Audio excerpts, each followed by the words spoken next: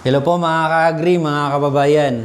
Ang video na ito po ay para sa mga nagbabalak po na magsimula ng rice milling business at sa mga kababayan rin po natin na gustong mag-avail ng Shin-Nong rice mill machine na made in South Korea.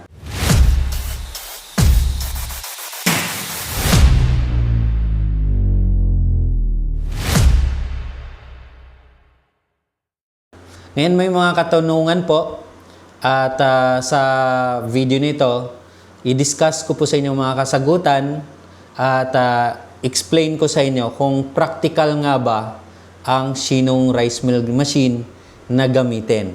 Okay? Una po, ang Shin-Nong rice mill machine ay mababang kapital lang. Mababang kapital kumpara sa malalaking rice mill machine na kailangan natin ng milyon-milyon para makapagsimula na ng malalaking rice mill machine. Isang makina lang pero kumpleto na ang proseso.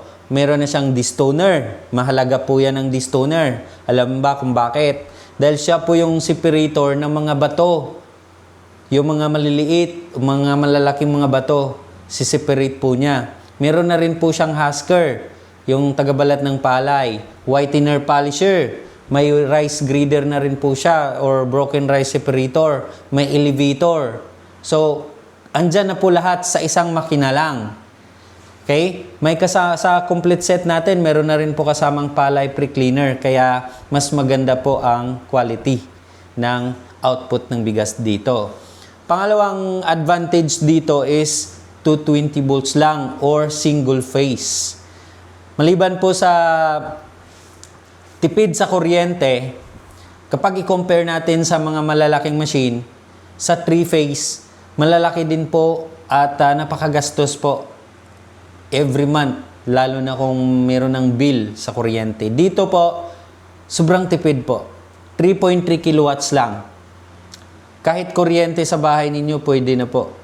Hindi na kailangan ng transformer. Basta siguraduhin lang natin na hindi bumababa sa 220 volts ang supply ng inyong kuryente. Dapat hindi siya fluctuated. Okay? So, pwedeng gamitin kahit sa maraming barangay at rural areas. Basta hindi fluctuated ang area. Pero paano naman po kung fluctuated? Kapag fluctuated po, kailangan na po natin ng transformer, pero single phase lang naman transformer. 10 kVA na transformer. Kailangan nyo po install. Okay? Hindi na kailangan ng 3-phase na electricity. Napakamahal po. Pangatlo, ang capacity nito ay 300 hanggang 350 kilograms per hour. Okay? Parang personal use, maganda. Pang barangay lang po talaga. So, sa isang oras, 6 hanggang 7 sakong palay bawat oras. Output capacity niya, nasa 200 hanggang 250 kilograms per hour kasi 66% ang recovery rate niya.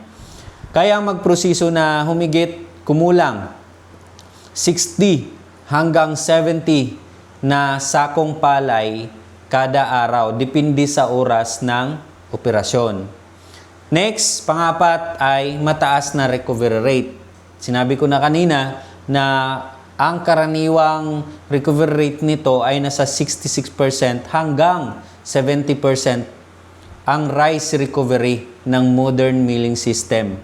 Ang mas mataas na recovery rate ay mas malaki ang posibleng kikitain.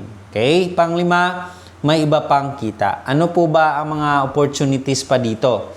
Bukod sa bigas, maaari ring ibenta ang una, rice bran or darak. Pwede rin broken rice o mga binlid. Rice husk or ipa. Pwede ninyo gawing negosyo. Maraming rice mill ang kumikita. Yung iba nga, ginagawa nilang charcoal cricket. Sinusunog muna nila yung mga ipa. Ginagawa nilang carbonize muna and then ginagawang charcoal cricket. So, another business opportunity na naman. So, marami ng mga kababayan natin sa ngayon na may mga rice mill na kumikita na sa ganitong mga product. Halimbawa ng simpleng kita. Okay. Kung ang palay binili natin siya 16 pesos per kilogram, and then ang recovery rate niya, for example, is 67 or 66%. So, ang bigas, 60 pesos per kilo. Okay, kapag bininta natin ang bigas, 60 pesos per kilogram, sa 1,000 kilogram ng palay, makakakuha ka ng humigit kumulang 670 ng bigas. O, di ba? So, bigas na po kung 1,000 kilos na palay. So, ang bigas niya ay 670 kilos. So, plus may darak at iba pa. So, ang actual na kita ay depende sa presyo ng palay. Presyo ng bigas, plus meron pang ibang expenses tulad ng kuryente, labor, at mga spare parts at demand sa inyong lugar. So, kailan naging hindi practical? Kung kulang ang supply ng palay sa inyong lugar. Yun. Kung marami ng malalaking rice mill na malapit at sobrang baba ng kanilang milling fee.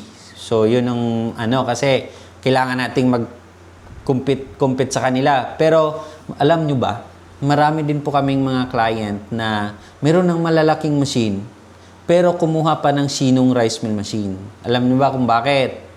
Dahil doon sa kanila kasi, sa mga malalaking machine, may minimum yan eh. Siguro minimum 50 sacks or 100 sacks ng palay. What if may magpapamil, pupunta, 3 cavans lang, or 3 sako lang, 5 sako, 10 sako, o di makikater. So, kaya meron silang sinong rice mill machine para makikater din nila yung mga pangkunti lang. So, di ba? So, ayos? Kung walang malinaw na market para sa bigas, so, tulad ng Metro Manila, di ba? Alangan magpapatayo ka ng rice mill sa Metro Manila, city, o pero meron din na kaming mga client na nasa proper mismo ng syudad, pero hindi dito sa Metro Manila. Kami lang siguro may rice mill dito. So, showroom lang namin dito sa Metro Manila, pero walang rice mill dito. So, di ba? So, dapat may rice mill, magpapatay ka ng rice mill, dapat may farm or meron kang market. Di ba?